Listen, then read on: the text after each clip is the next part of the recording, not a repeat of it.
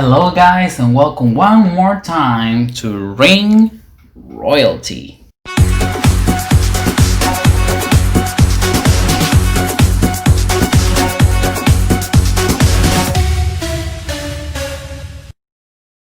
Hello, my name is Alexis, as you know, and today I'm going to talk about a topic that I've been dying to address for a long time, and that's my top 10 of favorite women's tag teams of all time. Now keep in mind that I'm not only going to talk about the WWE, I'm also going to talk about Impact. No AEW in this video because they haven't really had a women's tag team yet, so sorry AEW fans. Let's get right into this video. Now we're going to start with number 10. For me, number 10 has to be Absolution. Paige, Sonya Deville, and Mandy Rose. It was definitely very refreshing when Absolution debuted in 2017. It was great to see these veteran team up with these two newcomers to actually be a force to be reckoned with inside the Raw Women's division. They dismantle Sasha, Bayley, and Mickie James in their debut, and they just proceed to destroy everyone in the roster every week until all the roster came together to fight back. I really think Absolution was a great team. They had a lot of potential, but you know the reason why they didn't get farther. I'm pretty sure that if Absolution was completed, like Paige could still wrestle, that year's Elimination Chamber or a Royal Rumble could have been a little bit different, but it is what it is. Number 9. So when we talk about number 9, I'm moving to Impact, and I'm talking about Sarita and Taylor Wilde. They are the first ever Knockouts Tag Team Champions, and we're talking about back in the day when it was 2008-2009. This is an example of a team that was thrown together, but they have chemistry straight away. They were in the first ever tournament to crown the Knockouts Tag Team Champions, the first ever Knockouts Tag Team Champions, and they were just so good in the ring together. Their flow was amazing. They had different tag team moves that they developed in the matter of weeks because they were just paired up.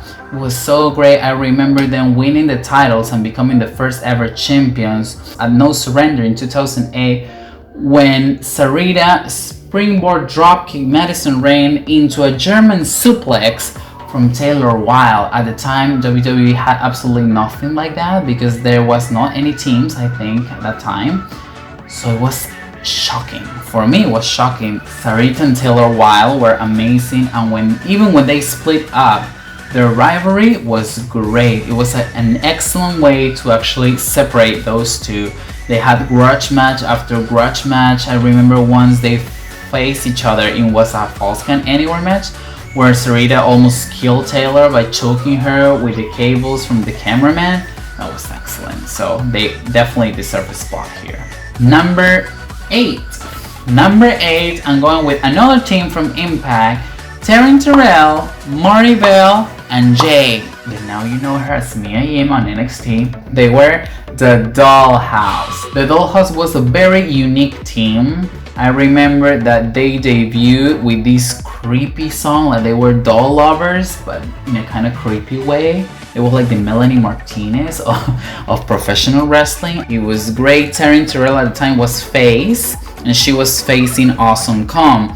Having the Dollhouse help Taryn and turning her heel to finally defeat the Beast, the most dominant force in the division, was a great way to introduce the team into this company. It was amazing. They put suckers, this candy, gigantic candy, when they defeated an opponent as a sign of, mocking them. It was great. Their outfits were very sexy. The backstage segments as well, but at the same time you get a creepy vibe from them, so it's amazing. Also, them helping Taryn to become the longest Knockouts champion in history at the time was very nice to see. I'm so sad that they had to disband or reform, including Rebel and later Awesome Con, just because Taryn Terrell was, leaving the company at the time. So it was kind of sad the way they split up or the way it turned out in the end, but at the same time, it was very good while it lasted. Number 7. And I'm going to choose Brie and Nikki, the Bella twins. I know a lot of Bella fans are going to say, how are the Bellas in number 7? They deserve to be in the top 5, in the top 3. They should be number 1. No, I like their initial debut when one of them, that it was Brie, essentially the only one signed, went under the ring, and then Nikki came out just to defeat opponents doing a schoolgirl or a small package, and it was very nice. Then when they revealed they were twins and they started to use twin magic, it was very nice as well. It was very creative, it was new, it was an innovation. However, there was at some point the twin magic was not enough to keep them relevant. I mean, at the time, you already had such a powerhouse roster. We had Beth Phoenix, Melina, Mickie James, Michelle McCool, and Layla Laycool was already forming. Natalia was on the rise, so they needed to step up their game. I know they won each of them had a Divas title reign, but for me they were meaningless. I'm sorry. So they really got relevant when they returned for the Total Divas deal back in 2013. They started to get more camera time, maybe more interesting feuds. They became better in the ring with time, but still, I think even if you don't like the Bellas or you're not the biggest fan like me, we have to give them credit because they were a major part of the women's revolution. The Divas revolution, actually, that became the women's evolution. The Divas revolution started because the Bellas, along with Alicia Fox, named Team Bella, were completely dominating the division. There was no one who could touch them. Nikki was the champion, the Divas champion at the time, and she was untouchable. That's why she became the longest reigning Divas champion of all time. But if it wasn't for Team Bella, they wouldn't have brought Sasha Banks, Charlotte Flair, and Becky Lynch to the main roster. So the Bellas were a big part. Also, they get a lot of mainstream attention because of Total Divas and Total Bellas, which is also good to get new viewers, especially from the women's side, because the majority of the viewers used to be men, and now we have a lot more women in the audience. It's such a shame that Nikki cannot wrestle anymore, and well, they're both pregnant at the time, but I wouldn't mind if they became like women's tag team champions in the future, if they could, of course, but it is what it is. Number 6, we got Beth Phoenix and Natalya, the Divas of Doom, or Pinup Strong. This group was formed when Beth Phoenix won a number 1 contendership battle royal in 2011 to challenge Kelly for the Divas title. She turned heel on Kelly, and they decided that the Divas division wasn't just the Barbie doll section, which was very good. I remember that Friday, Natty followed Beth's footsteps and decided to attack AJ Lee brutally so she would join her friend. We're talking about an era where Laycool already disbanded and Michelle McCool left the company. So Divas of Doom was very much the only team that they had in that time. It was very good to see some powerhouses, I would say the 2 strongest women in the roster, joining forces against these Barbie Divas. It was very good. They were heels, but a lot of people supported them because they had a point. They wanted to be wrestlers, not only pretty faces, which a lot of people agree with that. Also, it was very good that during this era, Beth Phoenix won her first and only Divas Championship. It was very nice to see that the Divas title that was considered kind of girly was represented by strong women, trying to break the stereotypes that only women who were girly and pretty could be the champion at the time. I think it was a great idea to pair them up. The only thing I didn't like is the way that they broke up, just because Beth against Natty could have been one of the greatest matches from 2011, 12, or 13. It was also very nice to see a couple of reunions from Divas of Doom in Royal Rumble 2018, Royal Rumble 2020, and of course WrestleMania from 2019 when they challenged for the tag titles. I would have loved to see Beth and Natty win them, but of course it didn't happen, but maybe in the future, we don't know. My number 5 has to be Bayley and Sasha Banks, the Boss and Hug Connection.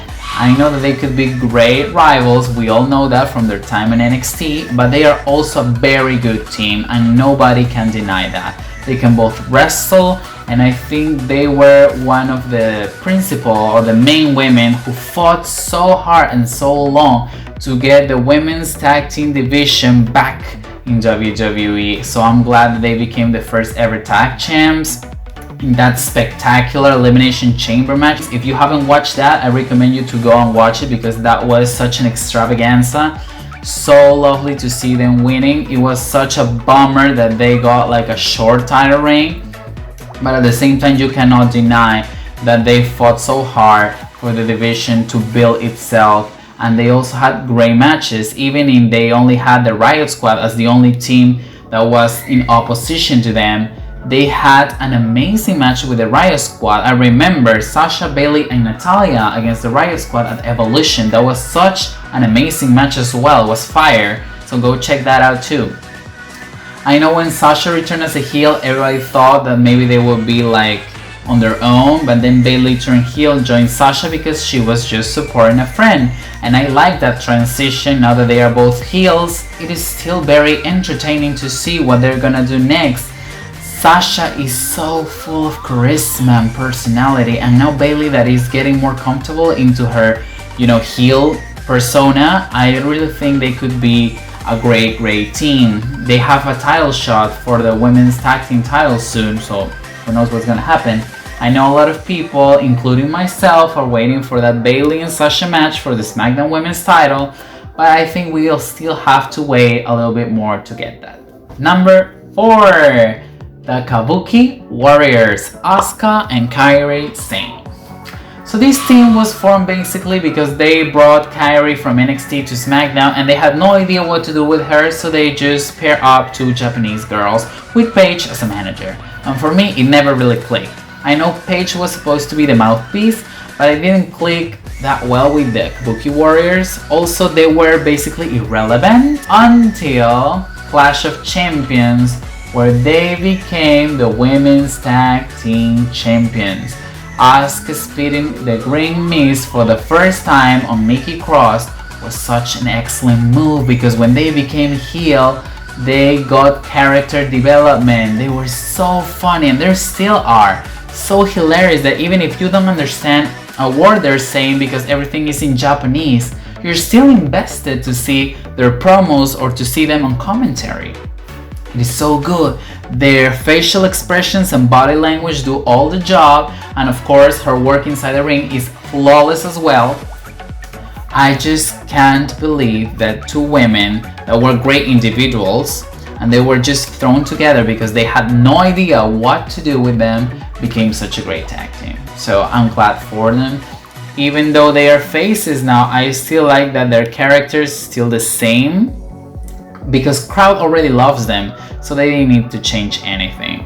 I'm so happy for the Kabuki Warriors, so I hope they still get a couple more memorable matches or feuds before they split up. Number 3 is iconic, because Peyton Royce and Billie Kay are my number 3. Billie Kay and Peyton Royce were so good back in NXT because they were the only real women's tag team that we had, and that they moved together to the main roster as well. They were a team in all the sense of this word. They had tag team moves, they had the looks, they had the attitude, they had the bond, and they also had the flow inside the ring. You could tell that they care about each other. It translates on their matches. When they debut on the main roster, the crowd was so into them. They demolished Charlotte Flair, giving the opportunity for Carmella to cash in, but that's another story. I know the Iconics lost a lot of momentum and they were lost in the shuffle for a bit. Then they won the titles at WrestleMania, that Fatal 4-Way match. Sadly, the original plans were impossible to, be done because the Bella Twins were supposed to be the Iconics opponents for their first rivalry. Of course, Nikki cannot wrestle anymore, so that was scrapped, and then the Iconics suffer a lot from that because they didn't know what to do with them. The titles were barely defended. They became like coward heels. Then they lost the titles after barely having any good feuds. They didn't even get to defend the titles at a pay-per-view. So now that they just returned with a more aggressive attitude, I am praying that they become champs one more time so they can shut a lot of haters up saying that the Iconics cannot wrestle. Honey, they can wrestle very, very well. Alright? Good. Number 2, one of my all-time favorite groups, of course. We have it here. Layla and Michelle McCool, Team Laycool. So this team started just as an alliance in SmackDown because Michelle McCool needed an ally. She became Layla's ally and they were great. Their chemistry was there one more time from the get-go, and I think the management saw that and decided to keep them together, which was the best for business. One of my favorite things they did was the nicknames for their opponents. We had Piggy James, Glamour Man, Smelly Kelly, Lady Wawa, Skirt Tiffany. It was so good. They were hilarious, just as the Iconics. But the thing is, Laycool never lost their aggressive side inside the ring. Laycool could be very funny, could be hilarious, they could crack some jokes, mock their opponents, but they can kick butt in the ring. But Layla had a huge improvement during the Laycool era. It was great to see them pair up with Vicky Guerrero as well, because with the Piggy James storyline, they got a lot of heat. And that was excellent because they became the top heels of the division at some point. They even main evented SmackDown in a match where the World Heavyweight Championship was on the line. Edge and Kelly Kelly against Team Laycool and Dolph Ziggler. And that match, even if the men's title was on the line, the women stole the show. They were the centerpiece of this match and it was amazing. Laycool was just gold. They were amazing, they looked great, they had a great character, they were funny, they were amazing in the ring. They could make any women's feud interesting, in my opinion, and that takes a lot. Even when they broke up, I think it was great. The way that they made Laycool implode, going to therapy and not working out. They making the stipulation of loose leaves WWE. The only way to sum up Layla and Michelle McCool is simply flawless, and that is real talk. To finish, my number 1, I think everybody knows who my number 1 is gonna be. It's not from WWE. I'm talking about the beautiful people. I've mentioned them almost in all of my videos by now. The beautiful people, I'm sticking with the OG, Angelina Love and Velvet Sky. We can consider Madison Rayne as well, but not Lacey Von Erich, please.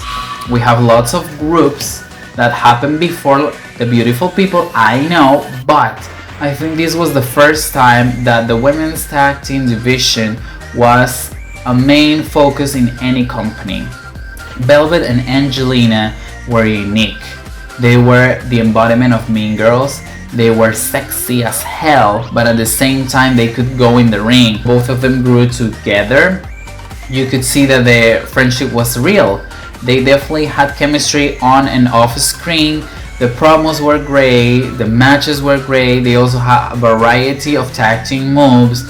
The beautiful people with breakups and coming back together. They lasted from 2007 until 2016 or so. It was crazy. Which team could be relevant? Women's team. In fact, I dare you to tell me another women's team that could be relevant 10 years in a row, and if they reunite, people are still interested in to see what they're gonna do. It's not gonna happen because the beautiful people was one of a kind. They have different faces, they have different eras. When they start to put paper bags when they won a match because their opponents were ugly, their catchphrase, cleaning the world one ugly person at the time. It was hilarious, it was great, it fit their characters. Aside from the paper bags, they also started to use some makeover things to win their matches. The hairspray, At some point, they even decided to cut hair off. They found a way to reinvent themselves. They always came back, but there was a new layer into their gimmick. There was a new layer into their characters. There was a new layer in their movesets as well. It had so many eras, and all of them were so good. The beautiful people, Angelina Love and Velvet Sky, are definitely, totally, undoubtedly, with no debate, the greatest women's tag team of all time. For me. So this was everything for this top 10 of my favorite women's tag team. I would love to hear what are your favorite tag teams. Comment what type of content you would like to see next. It was very nice to hear comments, or to read, comments from you in the past videos. So I hope you keep the support, and we will see you next time. My name is Alexis. One more time, here is my Instagram, and this was Ring Royalty. See you next time.